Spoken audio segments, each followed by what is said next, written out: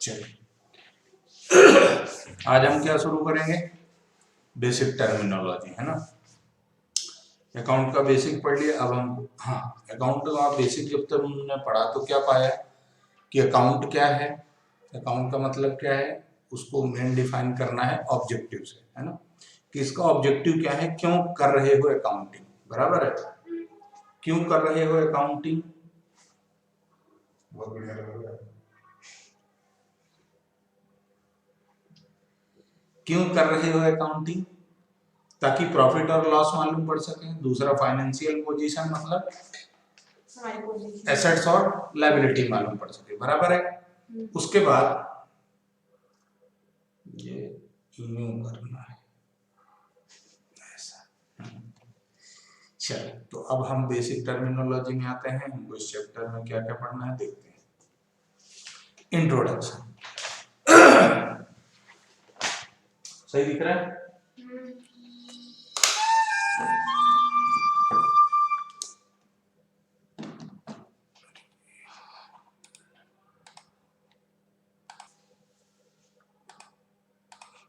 देखो, तो there are certain basic accounting terms which are widely used in the business world. कुछ basic terminology होती है जो बिजनेस में यूज होती है ना।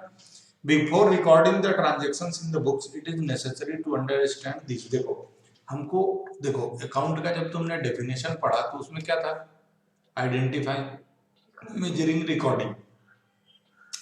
तो अकाउंटिंग शुरू करने से पहले हमको क्या करना है, ये जान लेना है कि उसमें जो बेसिक टर्मिनोलॉजी यूज होगी। एक बेंच पीछे बैठो,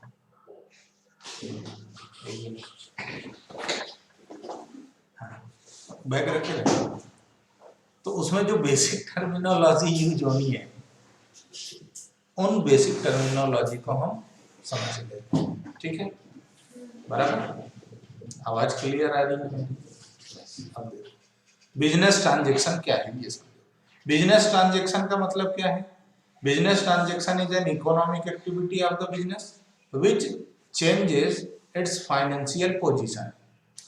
क्या कहना है इनका, बिजनेस ट्रांजैक्शन का मतलब एक इकोनॉमिक एक्टिविटी है जो क्या करती है बेटा, फाइनेंशियल पोजीशन को चेंज करती है, मतलब एसेट्स और लायबिलिटी में इफेक्ट डालती है, बराबर। The business transaction may change the financial position in terms of change in value of assets, liability और capital। अब ये क्या चीजें होती हैं, ये हम अभी धीरे धीरे आगे समझेंगे कि एसेट्स क्या है, लायबिलिटी क्या है।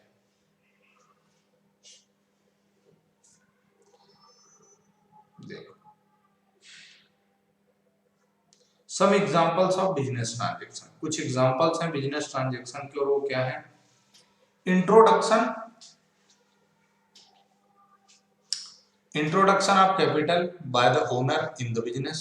बिजनेस में मालिक ने पैसा लगाया। देखो, कोई भी बिजनेस जब स्टार्ट करोगे तो उसको शुरू करने के लिए जो भी आप अमाउंट लगाओगे वो क्या कहलाएगा, कैपिटल कहलाता है, ठीक है।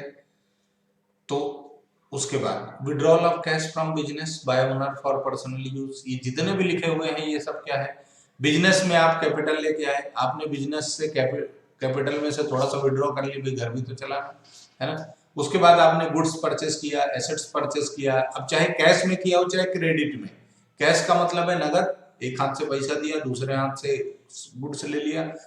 क्रेडिट मतलब उधारी है, आज आपने ट्रांजेक्शन कर लिया, सामान परचेस कर लिया या सेल कर दिया, पेमेंट उसका बाद में फ्यूचर में किसी डेट पर होगा, इसीलिए वो लायबिलिटी है, बराबर।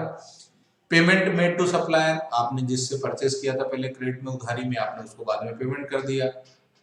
पेमेंट मेड टू सप्लायर के बाद cash received from a customer, एक कस्टमर से आपको कैश रिसीव हुआ। Payment made to supplier, cash received from customer. Payment of expenses in the form of salary, rent etcetera. Income received in the form of interest, commission. ये जो भी business से related जितने भी लेन then है वो सब क्या कहलाएंगे, financial transaction, business transaction, financial transaction या फिर बिजनेस ट्रांजैक्शन कहलाएंगे, बराबर है। उसके बाद example, events which are not business transaction, कुछ ऐसी चीजें जो बिजनेस ट्रांजेक्शन में नहीं आती हैं।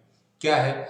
Following events do not bring about a change in the financial position of the business, इनसे कोई चेंज नहीं होता। जैसे receipt of order for supply of goods, तुमको परचेज ऑर्डर मिला, जैसे समझो तुमने अमेजोन पे ऑर्डर लगा दिया, अमेजोन पे तुमने क्या किया, ऑर्डर लगा दिया, ऑर्डर का कोई एंट्री होगा क्या? जब तक ट्रांजैक्शन कंप्लीट नहीं होता, जब तक ट्रांजैक्शन कंप्लीट नहीं होता तब तक उसका कोई मतलब नहीं है, कोई लेना देना नहीं है। ठीक है। फिर अपॉइंटमेंट ऑफ एन एम्प्लॉय, तुमने किसी एम्प्लॉय को अपॉइंटमेंट दे दिया तो भी कोई लेना देना नहीं है। भाई क्या इसको तुम मनी टर्म में मेजर कर सकते हो? नहीं कर सकते, है ना। ये क्वालिटेटिव स्टेटमेंट है, नंबर्स में इसको आप वैल्यू नहीं कर सकते। Submission of A tender for a construction of work, कोई टेंडर निकला, गवर्नमेंट ने को रोड बनानी है, उसने बोला कि हम ये कॉन्ट्रैक्ट इशू करना चाहते हैं कि रोड बना लो। अब आप कॉन्ट्रैक्टर हो, कंस्ट्रक्शन का काम करते हो, तो आपने क्या बोला कि साहब आपने टेंडर के अगेंस्ट आपने अपना कोटेशन सबमिट कर दिया। कोटेशन समझते हो? कोटेशन नहीं समझते हो? कोटेशन का मतलब है प्राइस स्टेटमेंट, कि आप भाई सरकार को रोड बनवानी है, रोड बनवानी है मतलब आप कितने रुपए में बनाओगे। सिंपल सा ये कि जो रोड बननी है इसको आप किस रेट से क्या चार्जेस लेंगे, आपका लेबर क्या होगा, रॉ मटेरियल के चार्जेस क्या होंगे, ओवरऑल इसको बनाने के लिए आप इसकी कंस्ट्रक्शन में आप कितना पेमेंट चाहते हैं ये लिख करके देना, कोटेशन कहलाता है। ठीक है।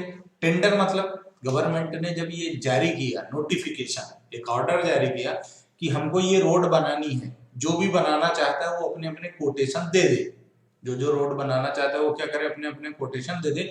मतलब हमको तो ये सड़क बनानी है, अब आप क्या करो, आप कितने में बनाओगे ये हमको बता दो, जिसका सबसे अच्छा होगा उसको हम बनाने का काम दे देंगे। बराबर है। तो इनकी कोई मॉनेटरी वैल्यू नहीं होती, तो इन पर ये कोई बिजनेस ट्रांजेक्शन में नहीं आते हैं। ठीक है, आगे बढ़े।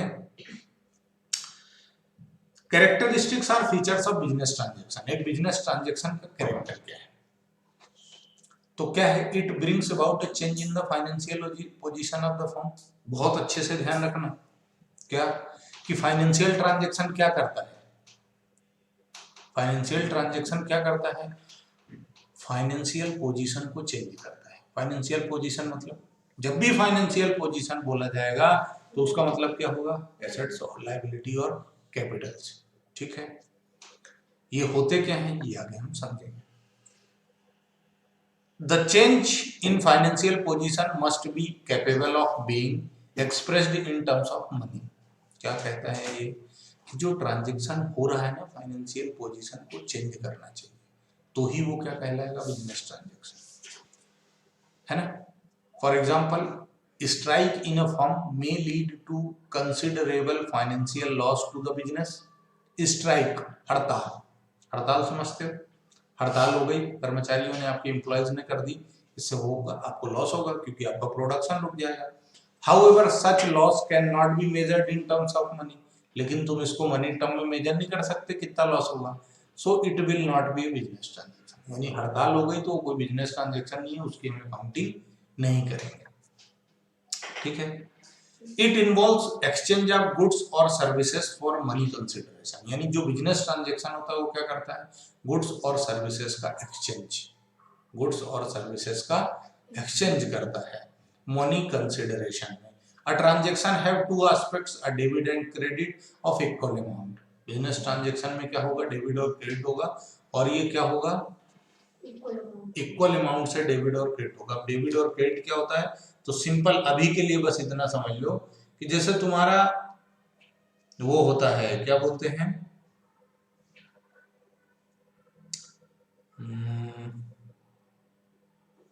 अरे यार, मैथमेटिक्स के अंदर प्लस माइनस होता है ना, ऐसे कॉमर्स के अंदर प्लस माइनस मल्टीप्लाई बहुत सारी चीजें होती है मैथ्स के अंदर, लेकिन कॉमर्स में क्या होता है, सिर्फ डेबिट और क्रेडिट दो ही चीजें होती है। बराबर है, कॉमर्स के अंदर डेबिट और क्रेडिट इसके अलावा कुछ भी नहीं होता। A transaction has two aspects. A transaction may be divided into two parts, external और internal।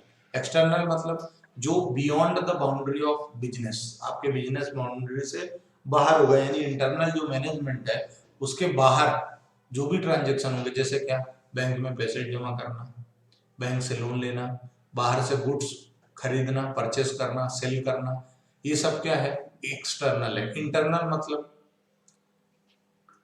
कोई एसेट है, एसेट की वैल्यू जब कम होती है तो उसको डेप्रिसिएशन बोलते हैं, ठीक है। डेप्रिसिएशन की डिटेल डिस्कशन आगे करूंगा, बट अभी के लिए डेप्रिसिएशन का मतलब क्या होता है, reduction in value of fixed asset. Fixed asset की वैल्यू कम होती है तो उसको हम क्या बोलते हैं, डेप्रिसिएशन। तो डेप्रिसिएशन चार्ज करना फिक्स्ड एसेट पे क्या है, इंटरनल ट्रांजेक्शन है। इंटरनल यानी बिजनेस के अंदर अंदर। अ ट्रांजेक्शन में बी अ कैश ट्रांजेक्शन और क्रेडिट, कैश क्रेडिट दोनों हो सकता है, ये अपन ने ऑलरेडी पढ़ चुके हैं अपन। In case of cash transaction the amount is paid और received, in case of credit transaction immediate payment नहीं होता, पेमेंट थोड़े दिनों बाद होता है, बराबर है, ठीक है। अब हम दूसरी डेफिनेशन में चलते हैं। तो क्रक्स का क्या निकला बिजनेस ट्रांजेक्शन का, मेन कॉन्सेप्ट क्या है बिजनेस ट्रांजेक्शन का, कि फाइनेंशियल पोजीशन को चेंज कर देता है, ठीक। फाइनेंशियल पोजीशन चेंज करेगा तो बिजनेस ट्रांजेक्शन है, नहीं तो बिजनेस ट्रांजेक्शन नहीं है। उसके बाद कैश क्रेडिट कैसा भी हो सकता है, जो भी होगा हमेशा दो इफेक्ट होंगे, एक डेबिट और दूसरा क्रेडिट, और दोनों हमेशा क्या रहेगा, इक्वल रहेगा, बराबर है। आगे बढ़ो। कैपिटल, कैपिटल का मतलब होता है जब भी आप बिजनेस स्टार्ट करोगे, उस बिजनेस को स्टार्ट करने के लिए जो भी आप इन्वेस्ट करो वो सब मिला के क्या होता है, capital. Capital is the amount invested bye the owner in the business, it may be bought in the form of money or assets having a monetary value। इनका क्या कहना है कि कैपिटल का मतलब क्या है, कैपिटल किसी भी रूप में हो सकती है, चाहे आप कैश लेके आ जाओ चाहे एसेट लेके आ जाओ। बिजनेस की शुरुआत में यदि आपने कुछ किया है तो वो क्या कहलाएगा, capital. According to business entity concept, एक थर्ड जो चैप्टर है हमारा, इसके बाद वाला थर्ड चैप्टर है वो कॉन्सेप्ट का है, अकाउंटिंग प्रिंसिपल्स का चैप्टर है। वहां पर एक प्रिंसिपल है बिजनेस एंटिटी कॉन्सेप्ट, या तो तुम्हारे बुक में भी होगा थर्ड चैप्टर में बिजनेस एंटिटी कॉन्सेप्ट, या सेपरेट एंटिटी कॉन्सेप्ट, या सिर्फ एंटिटी कॉन्सेप्ट लिखा होगा। एंटिटी कॉन्सेप्ट से तुमको उसको ध्यान में रखना है, ठीक है। इस क्या कहता है कि business is considered to be separate and distinct from its owner. Business और बिजनेसमैन दोनों क्या होते हैं, अलग अलग होते हैं। Dwivedi science and commerce academy का एग्जिस्टेंस अलग है, और मेरा, मैं कौन, गुरु अभिषेक द्विवेदी, मेरा एग्जिस्टेंस अलग है। हम दोनों के ट्रांजैक्शंस सेपरेट रिकॉर्ड होंगे, हमारी दोनों की अकाउंटिंग, इस कोचिंग की और मेरी अकाउंटिंग सेपरेट मेंटेन होगी। इसलिए मैं जो बिजनेस में लगाऊंगा, चूंकि मैंने बिजनेस में पैसा लगाया, इस कोचिंग में मैंने पैसा लगाया, तो बिजनेस पर जो मैंने पैसा लगाया वो क्या कहलाएगा, कैपिटल। और कैपिटल का मतलब क्या होगा, ओनर। कैपिटल का मतलब क्या होगा, मालिक, ओनर, बराबर है।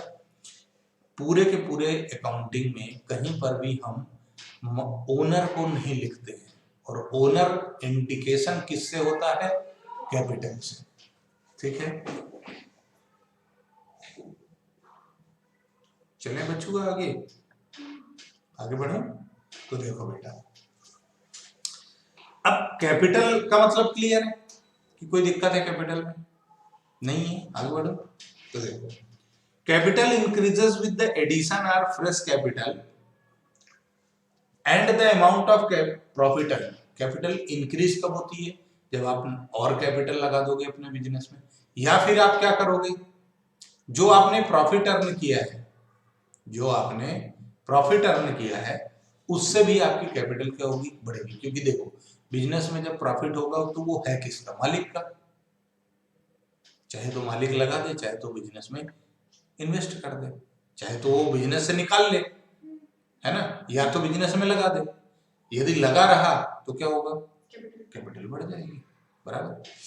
Capital is the on the other hand it reduces when the owner makes drawings और loss is incurred by the business. यदि ड्राइंग करोगे तो कैपिटल कम हो जाएगी, घर खर्च के लिए निकालोगे तो पूंजी कम हो जाएगी ना आपकी। उसके बाद यदि लॉस होंगे तो भी कैपिटल कम हो जाएगी। Capital is the excess of assets over liability, यानी कि कैपिटल का फार्मूला क्या हुआ, एसेट्स में से, संपत्तियों में से आप अपने दायित्व घटा दो, एसेट्स में से लायबिलिटीज माइनस कर दो, जो आपको लेना है उसमें से देना बाहर कर दो, तो जो बचा वो आपकी पूंजी है, यानी वो क्या है, आपकी कैपिटल है। ठीक है, capital is also known as owner's equity, net worth, internal liability और प्रोप्राइटर्स फंड। क्लियर है? कैपिटल का क्या मतलब है? कैपिटल के जैसे तुम्हारे घर में 2-4 नाम होंगे, अलग अलग नाम से बुलाते हैं, मेरे लाल, मेरे पीले, मेरे नीले, मेरे हरे, है ना, ऐसा है ना, ऐसा होता है ना, अलग अलग नाम से बुलाते, कोई किसी से भी प्यार से। ऐसे ही कैपिटल के जो ये अलग अलग नाम है, owners equity, net worth, internal liability, proprietors fund, तो सभी शब्दों का मतलब एक ही है, और वो क्या है, सबका मालिक एक है। आगे बढ़ो। नेक्स्ट है ड्राइंग्स। ड्राइंग्स का मतलब होता है, देखो जब बिजनेस शुरू किया आपने, तो बिजनेस में की शुरुआत में, स्टार्टिंग में आपने कुछ अमाउंट उसमें इन्वेस्ट किया, तो कैपिटल हो गई। अब यदि आपने बिजनेस में से पर्सनल यूज के लिए कुछ विड्रॉ कर लिया, बिजनेस में से पर्सनल यूज के लिए, घर खर्च के लिए, अरे बाल बच्चे वाला आदमी तो दाल रोटी चलाना तो उसको भी है ना, घर खर्च के लिए पैसे तो निकालेगा।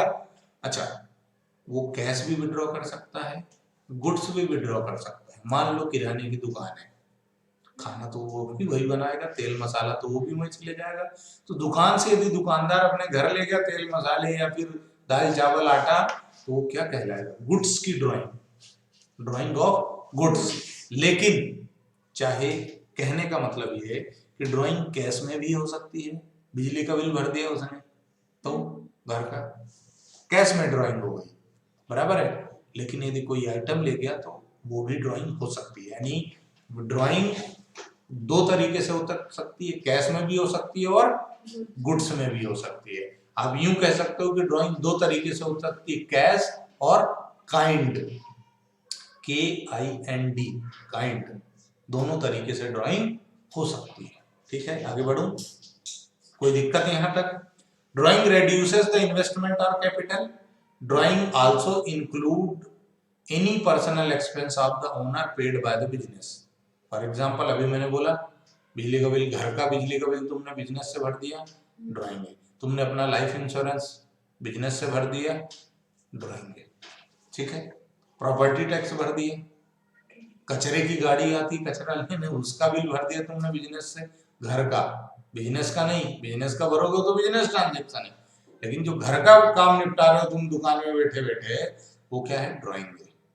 चले आगे, नेक्स्ट इज लायबिलिटी। अब लायबिलिटी का क्या मतलब है? तो लायबिलिटीज आर ऑब्लिगेशंस और डेट्स, बी साइलेंट है, ठीक है, DEBT, बी साइलेंट है, debts that an enterprise has to pay at some time in the future, that is it is the amount owed by the business।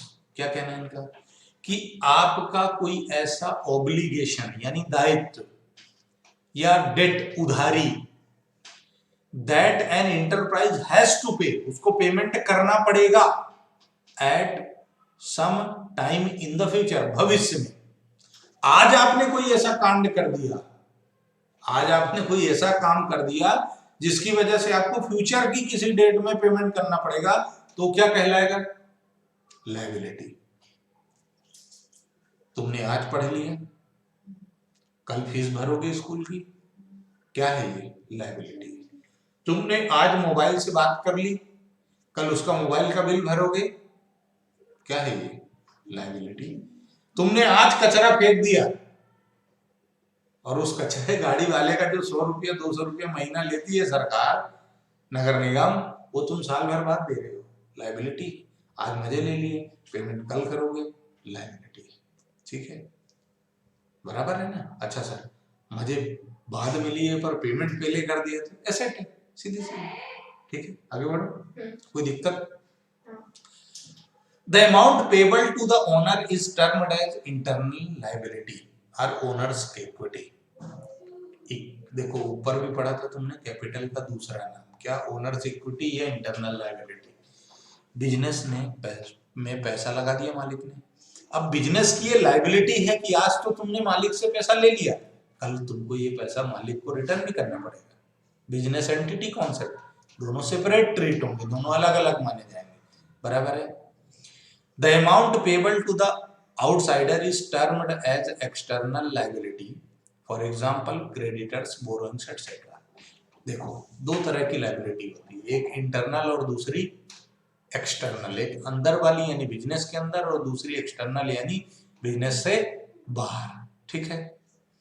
तो जो capital है वो internal liability, लेकिन कोई पेमेंट आपको बिजनेस बाउंड्री के बाहर करना है, जैसे आपने किसी से लोन ले लिया, या फिर आपका सप्लायर जिसने आपको गुड्स डिलीवर किया था, जिससे आपने गुड्स परचेस किए थे या कोई एसेट्स परचेस की थी, उसका वादा किया था तुमने कि हम तेरे को पेमेंट बाद में देंगे, तो ये क्या हो जाएगा, क्रेडिटर एक्सटर्नल लायबिलिटी। इंटरनल और एक्सटर्नल लायबिलिटी क्लियर है, लायबिलिटी क्लियर है, पक्का टेस्ट लूंगा, है ना, किसी दिन अचानक टेस्ट लूंगा, ये ध्यान रखना। Liability can be further classified as, liability और आगे क्लासिफिकेशन यानी और इसके टाइप के हो गए। अभी तक तुमने दो टाइप देखे, एक इंटरनल और एक एक्सटर्नल। हिंदी माध्यम है कि अंग्रेजी? इंग्लिश चलती है ना चखने के साथ, चलने तो liability can be further classified. और क्या टाइप है लायबिलिटी के? नॉन करंट और करंट। नॉन करंट का मतलब है लॉन्ग टर्म, जिसका पेमेंट बियॉन्ड 1 ईयर, 1 साल से ज्यादा तक जिस लायबिलिटी का पेमेंट करोगे। मकान बनाने के लिए तुमने लोन ले लिया, 1 साल से ज्यादा, 1 साल में चुका ही नहीं सकते, इतना होता तो लोन ही क्यों लेते, सीधी सी बात है ना। तो ये क्या हो गया, long term liability. Long term liability कह सकते हो या फिर नॉन करंट लायबिलिटी कह सकते हो, ठीक है, बराबर। ऐसी लायबिलिटी जिसका पेमेंट करने के लिए हमको 1 साल से ज्यादा का टाइम चाहिए, 2 साल, 3 साल, 4 साल, 5 साल, 10 साल का टाइम चाहिए, 25 साल का टाइम चाहिए, वो क्या है, वो लायबिलिटी है, नॉन करंट लायबिलिटी यानी लॉन्ग टर्म लायबिलिटी, बराबर है। करंट लायबिलिटी मतलब देखो समझो, जब नॉन करंट में 12 महीने का लिमिट है, इसका मतलब करंट का क्या मतलब, 12 महीने के अंदर विद इन 12 मंथ जिसका पेमेंट करना है वो क्या कहलाएगा, करंट लायबिलिटी। लेकिन एक गाना गाया गया था एक पिक्चर में कि छुप छुप के मिलने का मजा अभी अपने हिसाब से एडजस्ट कर लेना। इट रिफर्स टू, तो समझना है ना, सिर्फ विद इन 12 मंथ से काम नहीं चलेगा, या विद इन अ ईयर से काम नहीं चलेगा। यहाँ पर एक और टर्मिनोलॉजी आती है जिसको बोला जाता है ऑपरेटिंग साइकिल। कहीं पर लिखा नहीं होगा, हो सकता है इसमें लिखा ना हो। ऑपरेटिंग साइकिल नाम का एक कॉन्सेप्ट आता है, और ऑपरेटिंग साइकिल का मतलब होता है बेटा time taken to convert cash into cash. नहीं समझ में आया होगा, फिर से बोलता हूं।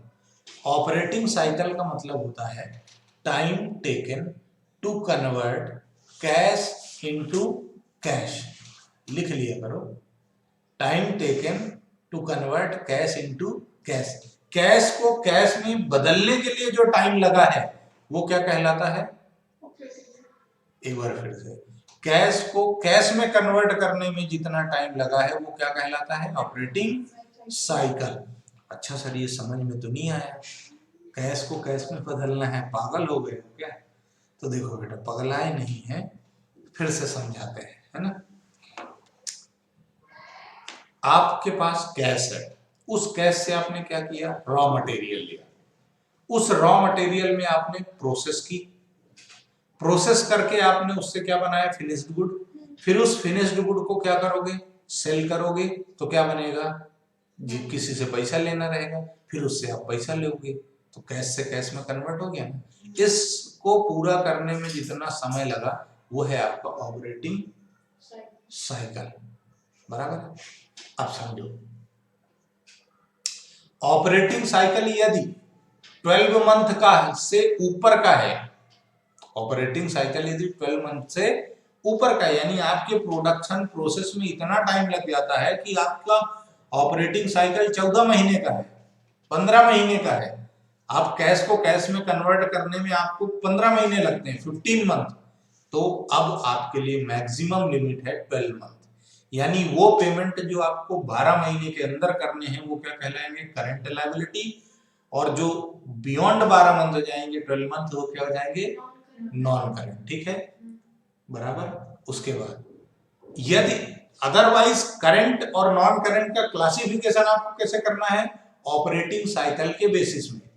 लेकिन यदि ऑपरेटिंग साइकिल 12 महीने से ज्यादा का है तो फिर हमें 12 महीने मैक्सिमम लेने हैं। क्लियर है? लिख के समझाऊं, लिख के समझाओगे, लिखा तो है, उसको आ जाएगा ना समझ में, ठीक है क्या?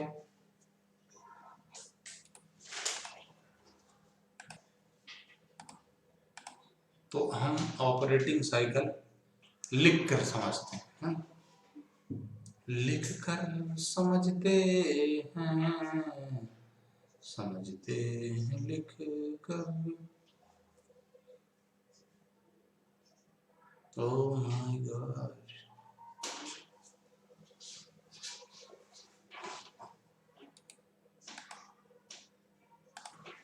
तो चलो ये कहानी मैं यहीं खत्म कर रहा हूं, आगे की कहानी मेरी जवानी हम अगले लेक्चर में कंप्लीट करेंगे। ठीक है, ऑपरेटिंग साइकिल की शुरुआत में आगे करूंगा, कि समझाई दूं, चलो समझाई देता हूं।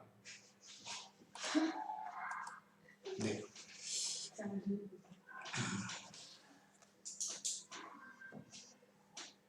ऑपरेटिंग साइकिल, ऑपरेटिंग साइकिल का क्या मतलब है?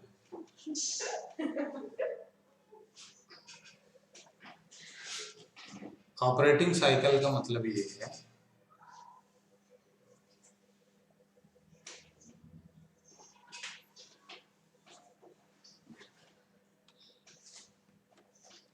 कि टाइम टेकन टू कन्वर्ट, लिख लो ना, बोल तो कैश इनटू कैश। कैश को कैश में बदलने में आपको जितना समय लगा है वो क्या कहलाता है, ऑपरेटिंग साइकिल कहलाता है। बराबर है? ठीक है,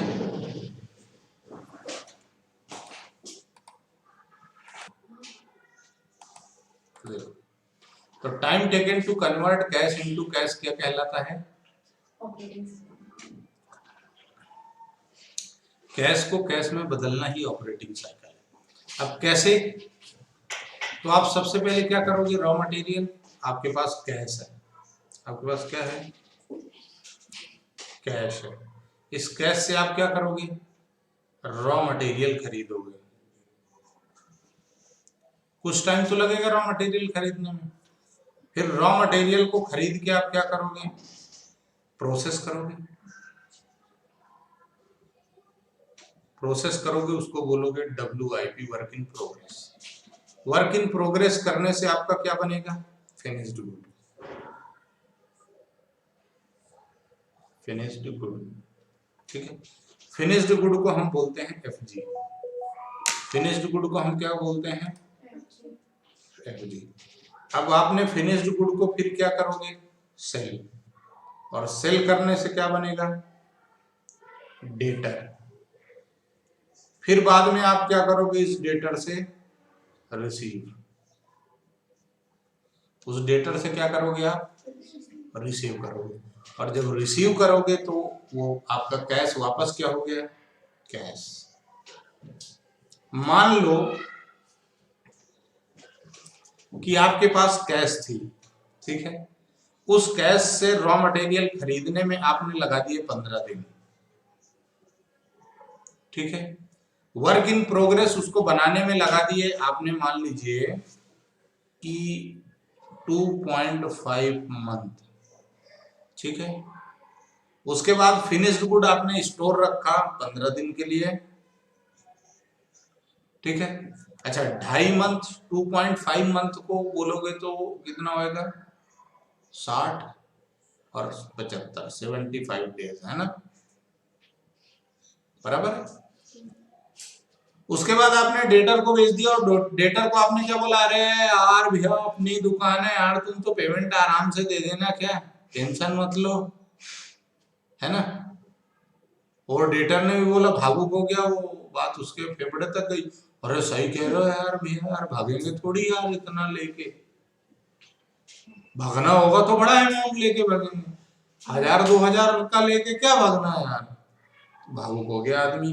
अब मान लो उसने पेमेंट दिया तुमको 40 दिन के बाद, तो टोटल कितना हुआ, 15 और 75 90, 90 और 15 105, 105 के बाद ये 45 दिन मान लो, तो 140 दिन हो गए कि 150 दिन हो गए, 150 डेज।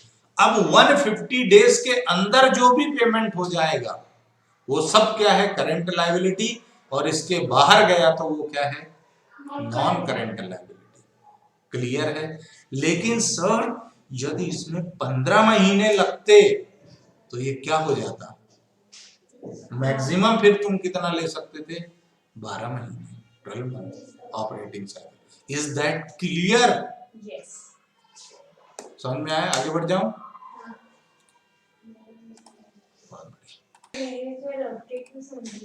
चलो, तो देखो बेटा, बाद में एक कंपनीज एक्ट नाम की चीज आई 2013 में।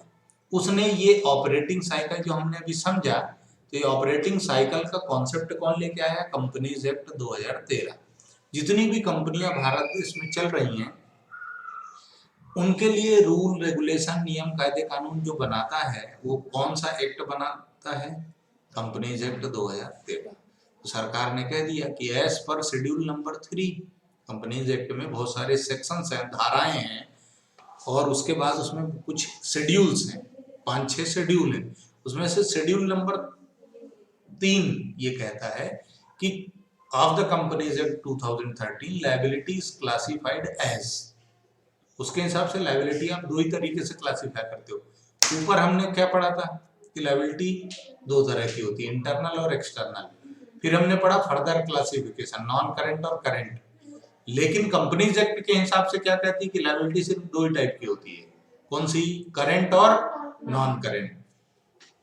A liability is classified as a current liability when it satisfies any one of the following conditions।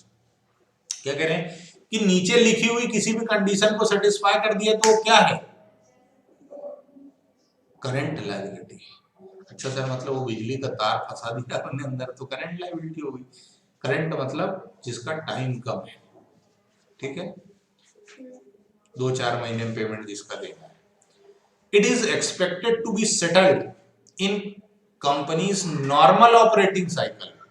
क्या बोल रहे हैं कि नॉर्मल ऑपरेटिंग साइकिल के अंदर इसका सेटलमेंट हो जाना चाहिए। नॉर्मल ऑपरेटिंग साइकिल जो अभी बताया, conversion of cash into cash में जो टाइम लगा वो। आगे बढ़ो। It is due to be settled with in 12 month from the date of balance sheet. जिस दिन आपने बैलेंस शीट बनाई है उसके 12 महीने के अंदर ये क्या हो जाएगा, settlement. It is held for the purpose of being traded. क्यों रख रखा है आपने कोई भी चीज, क्योंकि आपको उसको ट्रेड करना है। ट्रेड मतलब सर खरीदना बेचना है, सेल परचेस करना है। जब कोई भी चीज सेल परचेस के लिए ली जाती, खरीदा ही आपने किस लिए, किसको बेच देंगे, तो क्या है, ट्रेड है, ठीक है। जैसे ये चूहा खरीदा मैंने, तो काहे के लिए खरीदा कि मैं इसका यूज करूंगा, तो ये ट्रेड नहीं है। पर इस चूहे को मैं इसलिए खरीदता कि मैं इसको बेच दूंगा, तो क्या हो जाता, ट्रेड। क्लियर है, बहुत बढ़िया। The company does not have an unconditional right to defer its settlement for at least 12 month from the date of balance sheet. Does not have unconditional right, company के पास कोई ऐसा राइट नहीं है जो अनकंडीशनल हो, बिना कंडीशन के। तुमने बोला यार हम तो 12 महीने में नहीं देंगे, जो करना है कर लो, तो फिर उसको आपको क्या ट्रीट करना पड़ेगा, नॉन करंट। यदि आपको उसको करंट रखना है तो 12 महीने के अंदर आपका सेटलमेंट होना चाहिए। कब, जिस दिन आपने बैलेंस शीट बनाई उसके बाद 12 महीने, बराबर है। सर बैलेंस शीट कब बनती है, तो 31 मार्च को बनती है। हर साल का 31 मार्च का जो डेट होता है वो फाइनेंशियल ईयर का एंड होता है, और उस डेट कर उस पोजीशन पर बैलेंस शीट बनाई जाती है। तो उसके बाद के 12 महीने के अंदर पेमेंट हो जाना चाहिए, या तो ऑपरेटिंग साइकिल में कवर कर लो या 12 मंथ में कवर कर लो। तो क्या हो जाएगा, करंट लायबिलिटी नहीं, तो आंख बंद करो और नॉन करंट लायबिलिटी में लिख दो। आगे बढ़ जाओ।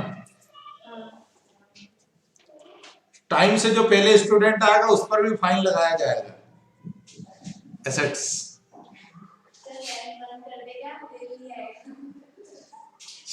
एसेट्स का क्या मतलब है, एसेट्स अब हम बाद में पढ़ेंगे, है ना।